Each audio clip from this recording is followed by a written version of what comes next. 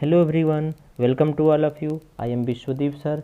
एक बार फिर से आप सभी लोग का बायो एजुकेशन एकेडमी में स्वागत है। स्टूडेंट्स, एक बार फिर से हम जो है कुछ मल्टीपल चॉइस क्वेश्चन आप लोग के बीच में लेकर के आए हैं। जैसा कि अगर हम बात करें बीएससी के स्टूडेंट्स जो काशी विद्यापीठ यूनिवर्सिटी से हैं, वो जो सेमेस्टर एग्ज़ाम चल रहा है, ख़ास करके बीएससी सेकेंड ईयर के, उनके लिए काफ़ी यूजफुल वीडियो है, ये काफ़ी लाभदायक है। और बाकी जितने भी स्टूडेंट्स कम्पिटिटिव की तैयारी कर रहे हैं उनके लिए भी बहुत ही यूजफुल वीडियो है ये। स्टार्ट करते हैं और वीडियो को अंत तक देखिएगा। जो स्टूडेंट्स चैनल को सब्सक्राइब नहीं किए हैं चैनल को सब्सक्राइब कर देंगे, ताकि इसी तरह से मैं कंटिन्यूस वीडियो को आपके यहाँ तक पहुँचाता रहूँ। तो आइए स्टूडेंट्स स्टार्ट करते हैं। फर्स्ट क्वेश्चन देख पा रहे हैं, in which part of the respiratory system gaseous exchange takes place. इसमें जो है एल्वियोली है, बी फेरिंग्स है, लैरिंग्स है एंड ट्रेकिया है। इसका करेक्ट आंसर होगा students alveoli. Alveoli is the correct answer.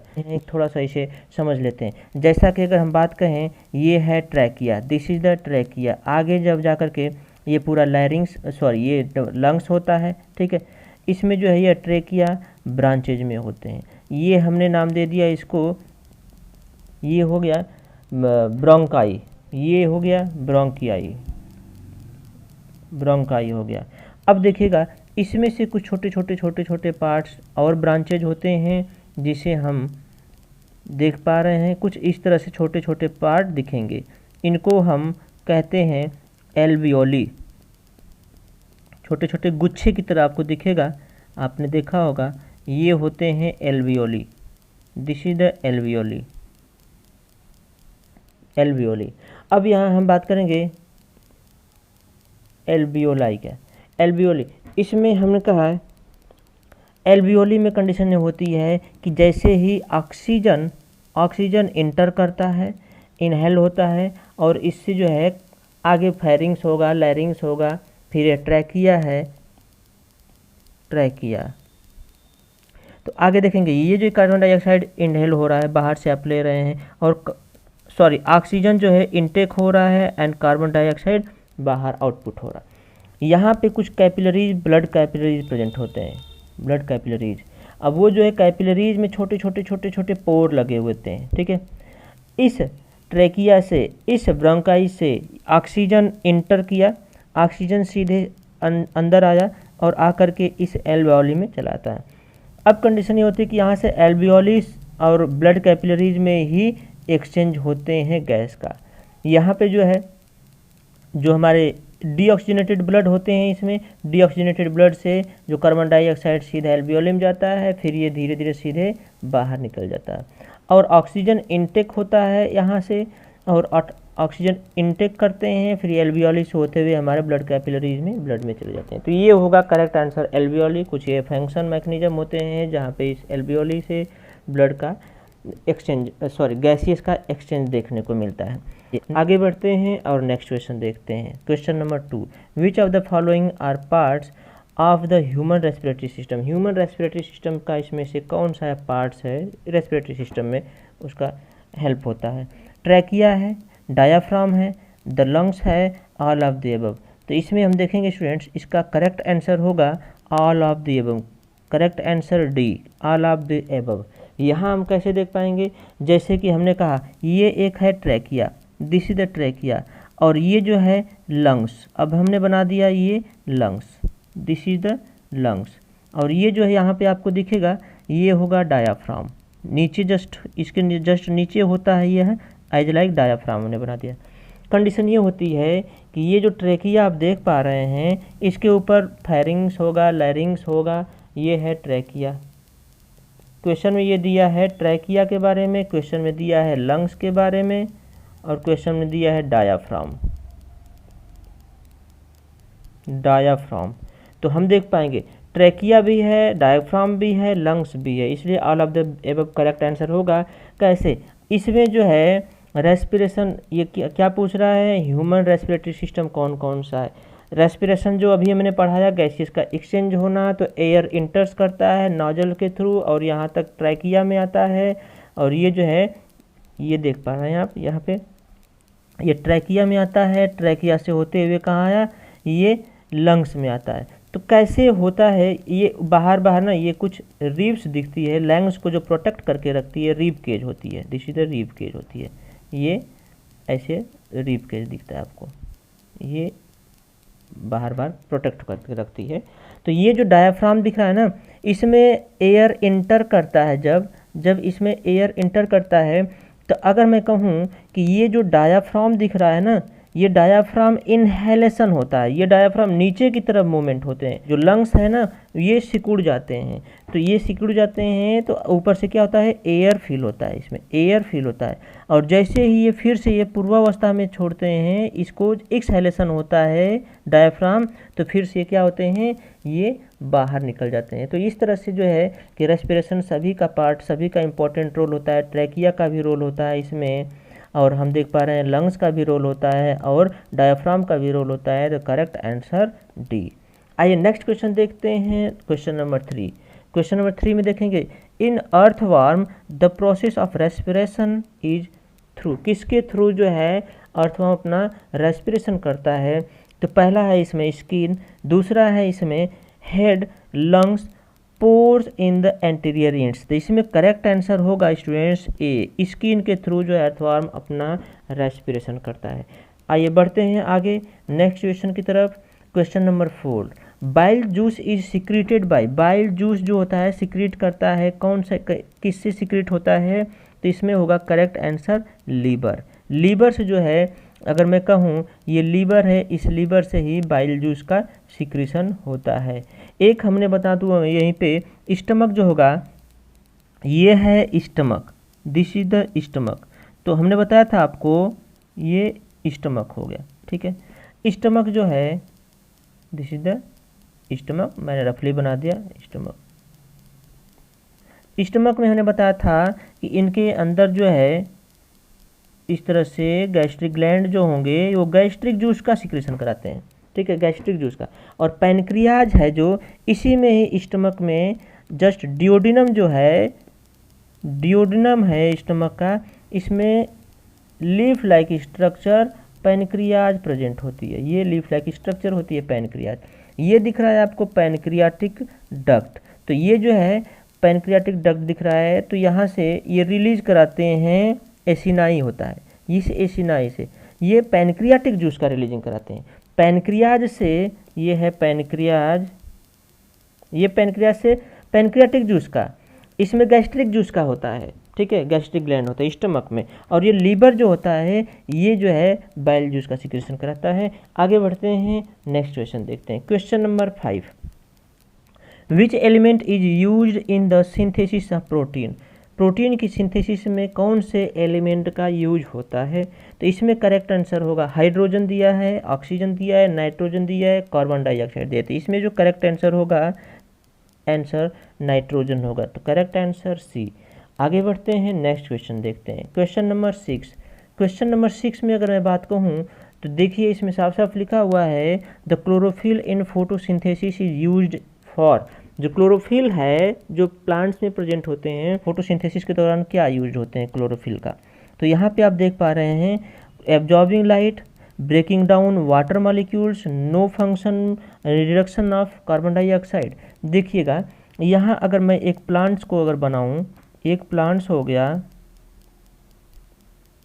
ठीक है, एक प्लांट्स हो गया, सपोज दैट एक प्लांट्स, इसमें जो है ये हो गए leaf, this is the leaf, leaf को मैं ग्रीन से कर देता हूँ, दिस इज द लीफ, ठीक है, दिस इज द लीफ। और ये जो प्लांट्स हैं, प्लांट्स के ये रूट हो गए, ठीक है। तो इसमें जो है क्लोरोफिल प्रेजेंट होता है लीफ में, लीफ में पिगमेंट प्रेजेंट होता है, is known as the chlorophyll,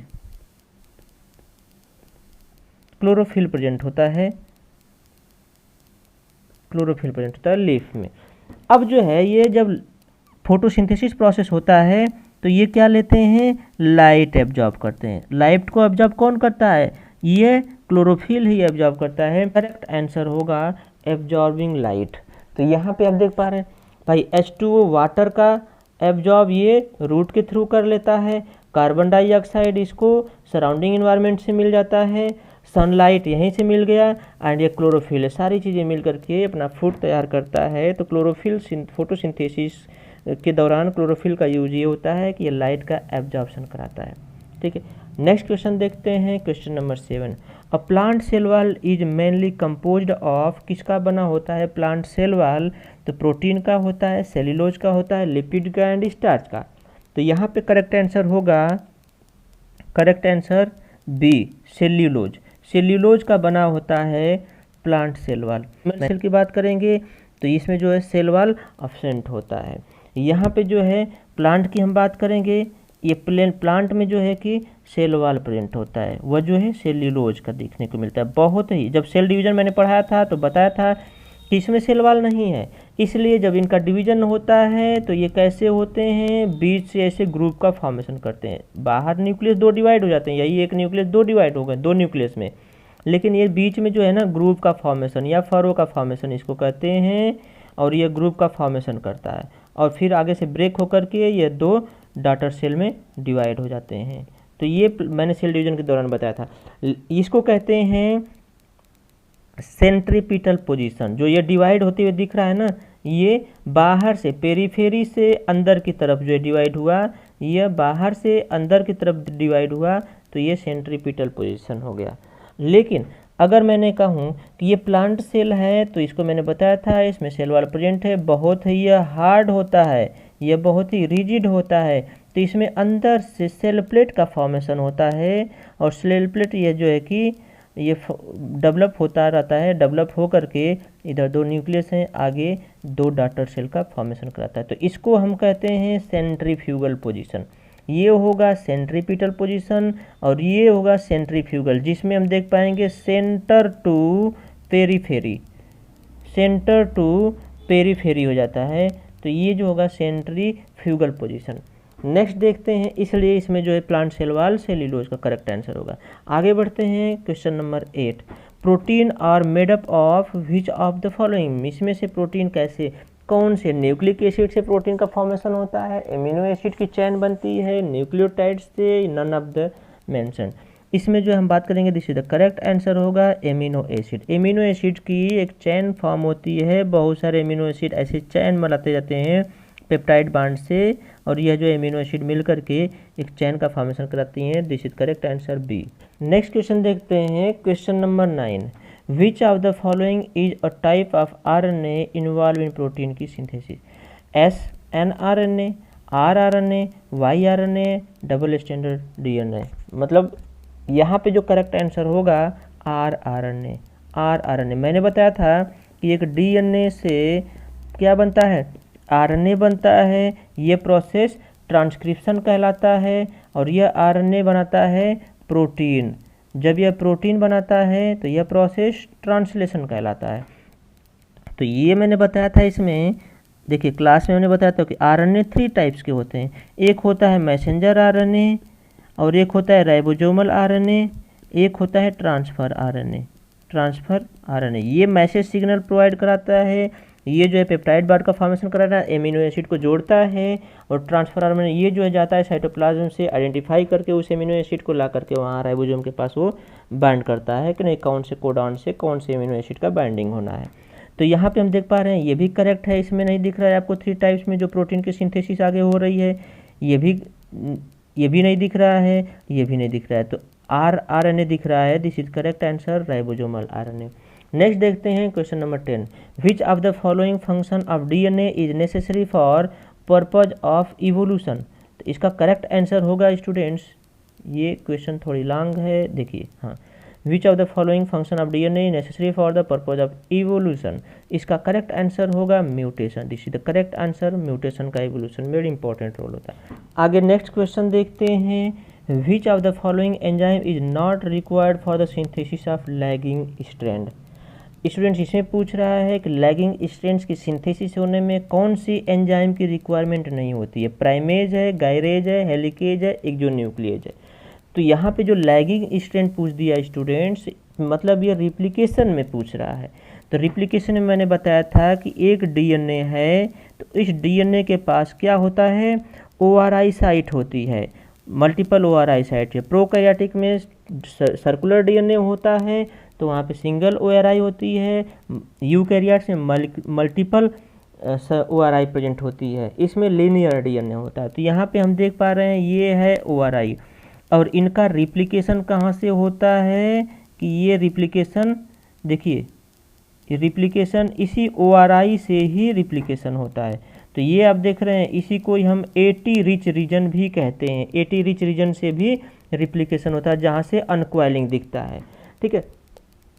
तो जैसे ही ये अनक्वाइल्ड होते हैं तो ये वाई शेप्ड में कन्वर्ट हो जाते हैं। तो वाई शेप्ड में कन्वर्ट हो जाते हैं तो यहाँ पे हम देख पा रहे हैं ये जो है पेरेंट्स स्ट्रैंड हो जाएंगे। अब यहाँ पे बनेगा न्यू स्ट्रैंड।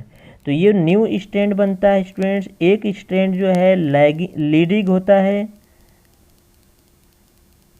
एक स्ट्रैंड लीडिंग स्ट्रैंड होता है, और दूसरा जो होता है यहाँ पे दोनों एक दूसरे के एंटी पैरेलल फॉर्म होते हैं। न्यू स्ट्रैंड जो होते हैं पुराने वाले के, ये 5 प्राइमर टू 3 प्राइमर, तो ये जो बनेगा जो 5 प्राइमर टू 3 प्राइमर उल्टा होगा, और ये 3 प्राइमर टू 5 प्राइमर है तो यहाँ उल्टा बनेगा, या 3 प्राइमर टू 5 प्राइमर ऐसे बनता है, एंटी पैरेलल होते हैं। तो ये लीडिंग स्ट्रैंड है और यह लैगिंग स्ट्रैंड होगा, यह लैगिंग स्ट्रैंड होगा। तो वही पूछ रहा है लैगिंग स्ट्रैंड में कौन से एंजाइम का इंपॉर्टेंट रोल नहीं होता। तो गायरेज एंजाइम यहाँ पे करेक्ट आंसर होगा, यही करेक्ट आंसर है, क्योंकि इसका इंपॉर्टेंट रोल यहाँ पे स्टैंड को बनाने में नहीं होता है। इसका इंपॉर्टेंट रोल होता है यहाँ पे ओपनिंग कराने के लिए, बस अनक्वाइल्ड कराने के लिए इनका इंपॉर्टेंट रोल होता है। ये जो अनक्वाइलिंग होते हैं DNA क्वाइल्ड से अनक्वाइल्ड उसमें होता है। आइए बढ़ते हैं अगले क्वेश्चन की तरफ। The first amino acid to be incorporated in the eukaryotic polypeptide is, क्या है, मेथियोनिन है, वेलिन है, एन फॉर्मिल मेथियोनिन है, एन एसिल वेलिन है।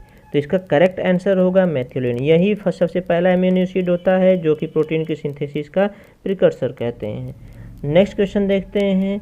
The following set of RNA is required in the translation process except one mark the incorrect. इसमें से translation process में कौन सा जो कि इनकरेक्ट है, कौन सा इंपॉर्टेंट रोल नहीं होता है किसका।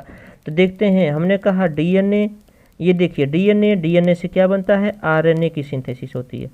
ये DNA से RNA बना तो ये हो गया ट्रांसक्रिप्शन, ये हो गया ट्रांसक्रिप्शन, और ये जो है RNA से फिर प्रोटीन बना तो ये हो गया translation. This is the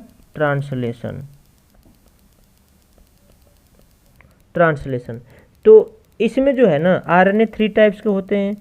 mRNA, ऊपर वीडियो में भी बताया हमने, rRNA और tRNA, 3 टाइप्स के होते हैं RNA। तो यहाँ पे जो है पूछ रहा है कि ट्रांसलेशन, यानी कि ये जो RNA से प्रोटीन की सिंथेसिस हो रही है, ये ट्रांसलेशन जो हो रहा है इसमें कौन सा इनकरेक्ट है, किसका रोल नहीं होता है। तो rRNA का भी होता है, mRNA का भी होता है, tRNA का भी होता है। तो करेक्ट आंसर क्या हो गया, A. This is the correct answer A. siRNA जो लिखा है, this is the correct answer, ये हो जाएगा 13 का। नेक्स्ट क्वेश्चन देखते हैं 14 में हम देखेंगे which of the following is considered as a start codon। This is the correct answer A, AUG the codon का स्टार्टिंग कोडान होता है। Which is known as the father of genetics, बचपन से आप जानते चलते पढ़ते चले आ रहे हैं। Father of genetics Gregor John Mendel हैं। ग्रेगर जॉन मेंडल जिन्होंने पी प्लांट पे, अपना गार्डन पी प्लांट पे सबसे पहला एक्सपेरिमेंट किया था। Father of genetics Gregor John Mendel को कहते हैं। नेक्स्ट क्वेश्चन देखते हैं, question number 15। Which of the following is alecithal. इसमें जो है कि एलेसिथल जो होगा, रेप्टाइल्स हो गया, एम्फीबियंस हो गया, मैमल्स हो गया, बर्ड्स हो गया। मैमल्स के जो एग होते हैं, मैमल्स एग जो होते हैं वो एलेसिथल एग होते हैं, ठीक है। मैमल्स में जो एग होते हैं एलेसिथल होते हैं। आगे बढ़ते हैं, यूथेरियन मैमल्स जो होते हैं उसमें आ जाएगा ये।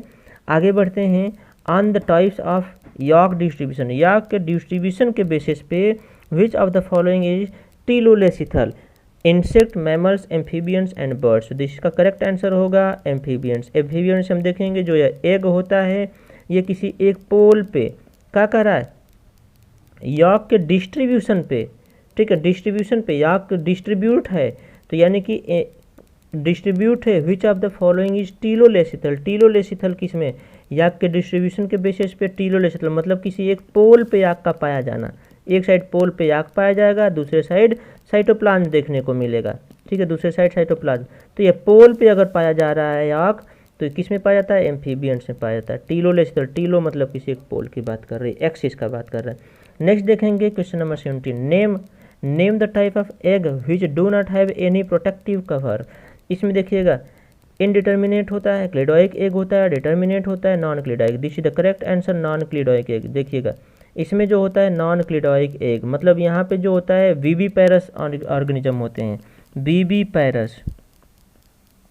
विविपेरस मतलब कि इसमें कोई भी हार्ड कैल्शियम कार्बोनेट की जो होती है वो कवरिंग नहीं देखने को मिलती है। लेकिन क्लिडोइक एग में जो होता है, क्लिडोइक में मतलब जो ये है कैल्शियम कार्बोनेट का कवरिंग दिखने को मिलती है, कैल्शियम कार्बोनेट का कवरिंग देखने को मिलती है। ये ओविपेरस होते हैं, और ओविपेरस क्या करते हैं, एग लेआउट करने वाले होते हैं। ओविपेरस एग लेआउट करते हैं, कैल्शियम कार्बोनेट का कवरिंग होती है। तो इसमें कवरिंग नहीं होती है, this is the correct answer, non cleidoic egg. Question number 18 देखते हैं, what connect the placenta to the embryo. यहाँ पे जो देखेंगे, और ये हमने बना दिया इसमें प्लेसेंटा, यह प्लेसेंटा हो गया स्टूडेंट्स। इस प्लेसेंटा से एक एम्बेलिकल कार्ड होगा, this is the umbilical cord, this is the umbilical card. इसी से जो है यहाँ देखिएगा एम्बेलिकल कार्ड, एम्बेलिकल कार्ड से ये क्या है, फीटस है, ठीक है, ये है फीटस। तो कह रहा है what connect the placenta to the embryo, ये है एम्ब्रियो डेवलपमेंट, ये है प्लेसेंटा, दोनों को कौन कनेक्ट कर रहा है, this is the umbilical cord, umbilical cord, umbilical cord, this is the correct answer B, umbilical cord. Next बढ़ते हैं क्वेश्चन नंबर 19। इसमें थोड़ी सी कन्फ्यूजन है स्टूडेंट्स, इसको छोड़ दीजिए, नेक्स्ट वीडियो में मैं सॉल्व करा दूंगा। नेक्स्ट क्वेश्चन देखते हैं, लास्ट क्वेश्चन है question number 20, which hormone is produced by ovary only during pregnancy. Pregnancy के दौरान कौन सा हार्मोन रिलीज होता है, प्रोजेस्टेरॉन होता है, कोरियोनिक गोनाडोट्रोपिन होता है, रिलैक्सिन होता है, प्लेसेंटल लैक्टोजन होता है। तो इसमें हम करेक्ट आंसर देखेंगे रिलैक्सिन हार्मोन, जो कि प्रेगनेंसी के दौरान यही एक हार्मोन जो रिलीजिंग होता है। Correct answer C, relaxin. जो भी क्वेश्चन समझ में ना आया हो आप कमेंट सेक्शन में क्वेरी कर सकते हैं, बिल्कुल मैं आपका कॉन्सेप्ट क्लियर करूँगा। और जो है अगर चैनल को सब्सक्राइब नहीं किया है, चैनल को सब्सक्राइब कर दीजिए ताकि ऐसी वीडियो आपके बीच तक पहुंचती रहे।